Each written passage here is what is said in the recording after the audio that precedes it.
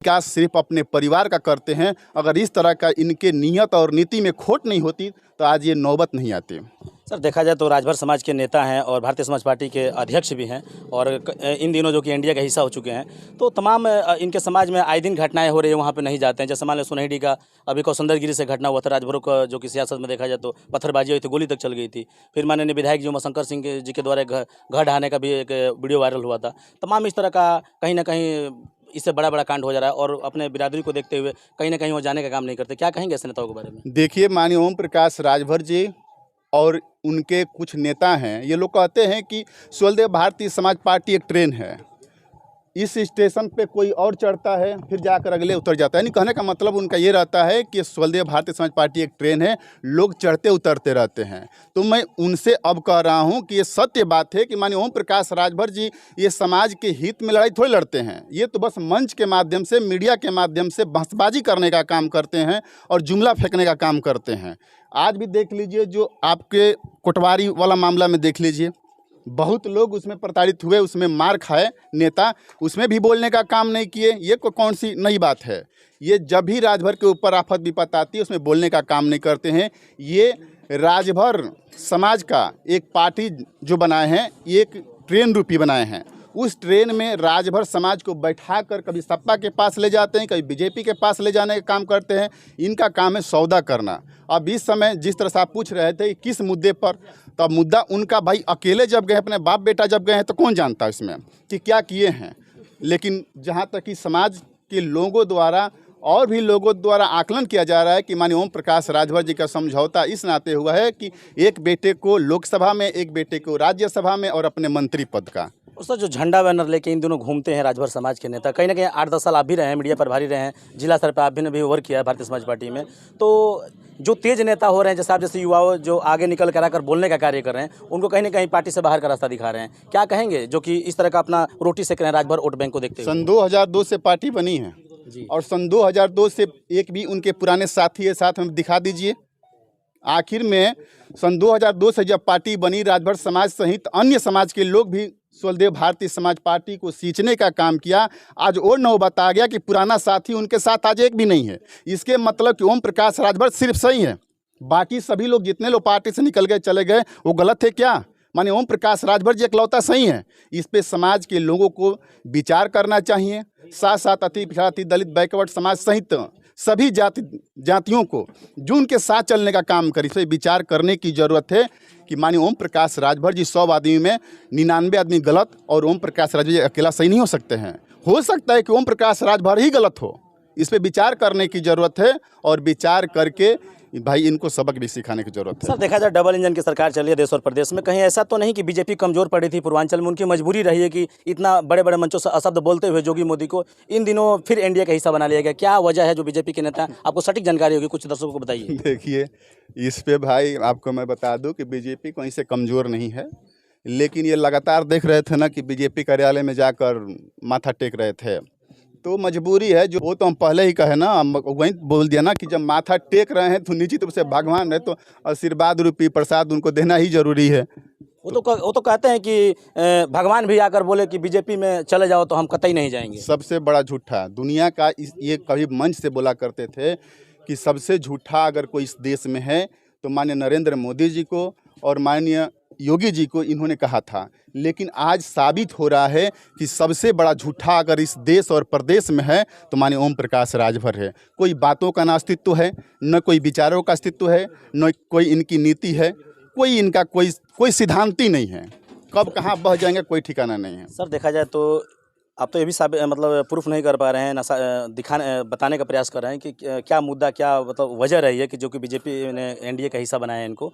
तो सर ये कुछ तो अंदाजा आपको होगा, बीजेपी के नेता हैं आप लोग, की कितनी सीटें इनको दी जाएगी जब एनडीए का हिस्सा बना लिया ये देखिए, राष्ट्रीय नेतृत्व का ये फैसला होगा, जो भी होगा उसका सम्मान होगा और हम लोग उनके साथ। ओम प्रकाश राजभर किसी वीडियो में ट्वीट किए थे, शायद बोले थे कि कहीं ना कहीं 18 तारीख को हमारी अमित शाह से मीटिंग है, उसमें खुलासा हो जाएगा सीटों को लेकर।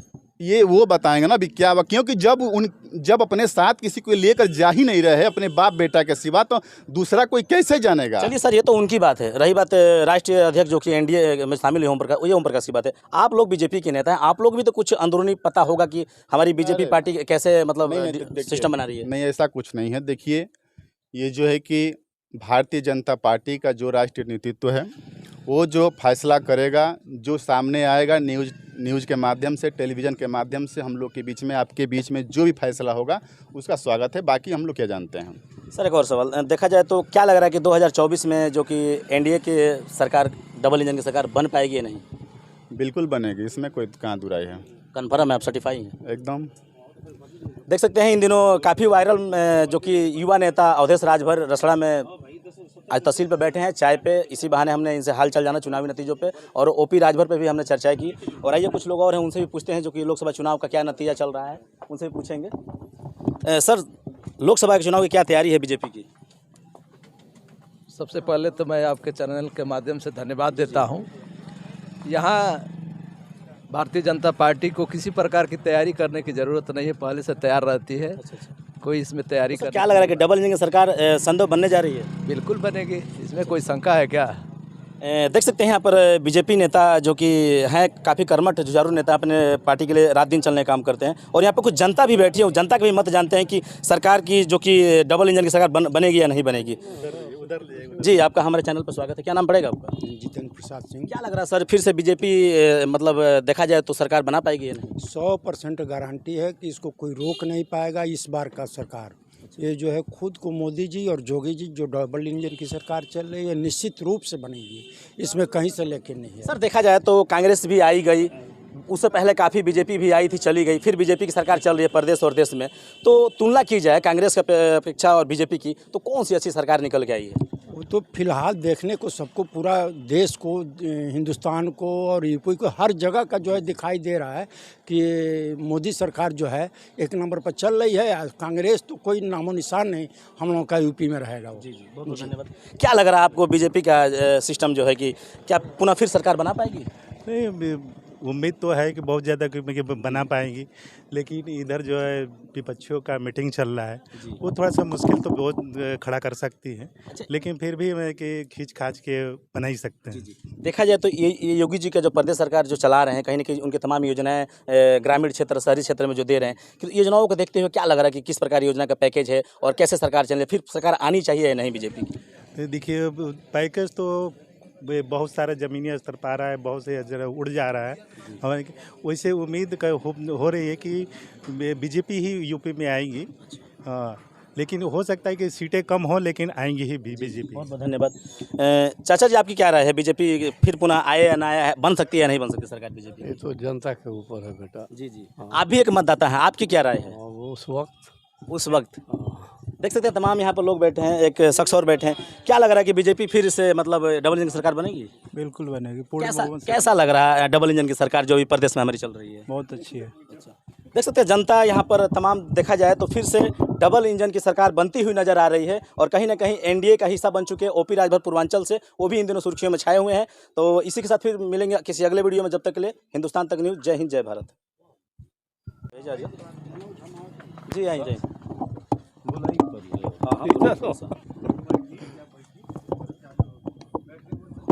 बैठिए, बोलिए आराम से बोलिए। बोलने के बाद चलो बोलिए। ये बोलेंगे चाय वाला से। हाँ हाँ, ठीक ठीक ठीक। आइए एक और शख्स से मिलाते हैं जो कि कहीं ना कहीं देखा जाए तो अभी चुनाव तो काफ़ी दूर तो नहीं कह सकते हैं लोकसभा का, लेकिन फिर भी इन दिनों चुनाव का जो कि बहुत ज़ोरों शोरों से चर्चा चल रहा है लोकसभा का। क्या नाम पड़ेगा आपका? अवधेश यादव। क्या लग रहा है, डबल इंजन की सरकार फिर बनेगी या नहीं बनेगी? हाँ, सरकार तो कम उम्मीद है, काहे कि 400 से 1200 हो गया सिलेंडर, टमाटर 5 रुपये से 160 रुपये 200 किलो हो गया। जी जी, हाँ, उम्मीद है कि बन जाएगी। तो सर देखा जाए तो तमाम अभी योजनाएं मोदी जी ने, जोगी जी ने प्रदेश स्तर से ग्रामीणों को देने का काम किया। जैसे मान लीजिए आपका जो पेंशन जमीन वाला पैसा आता है किसान सिस्टम से, और ठीक है आपने सिलेंडर की बात की है, तो और भी जो बहुत सारे योजना है, तो ओनली फॉर सिलेंडर से ही नाराज है कि और भी योजनाओं से नाराज है कि कहीं खुश भी हैं? हम कहाँ नाराज हैं सर, हम तो खुश हैं। खुश हैं हाँ, कि 400 की जगह 1200 हो गया। जी जी। 5 रुपये की जगह 200-150 रुपये टमाटर हो गया। पीएम किसान वाला सबका आ ही नहीं रहा है। तो सर आपका मत किसको जाएगा? वो सर समय डबल इंजन को। समय बताएगा ना। देख सकते कहीं ना कहीं वोटर हैं और शायद खुल को नहीं बोलना चाहते हैं कि मत किसको जाएगा, लेकिन आइए इनकी बात जानते हैं। और एक चाय वाला भैया हैं, आइए मैं चाहूँगा थोड़ा कैमरा में नज़दीक आइए। ये चाय वाला भैया सबको चाय पिलाते हैं और कहीं ना कहीं इनसे देखते हैं क्या इनकी राय है। क्या नाम पड़ेगा भैया आपका? राजेंद्र प्रसाद गुप्ता। जी जी। क्या लग रहा है कि इस बार सरकार डबल इंजन की बनेगी? बिल्कुल बनेगी, उसमें कहाँ दूर है कि नहीं बनेगी। कहीं ना कहीं मोदी जी भी चाय बेचा करते थे, ये भी सुर्खियों में आया था। तो उनके कार्य योजनाओं से प्रदेश सरकार डबल इंजन की सरकार में कैसा आपको फील होता है मोदी जी को कार्य योजना से?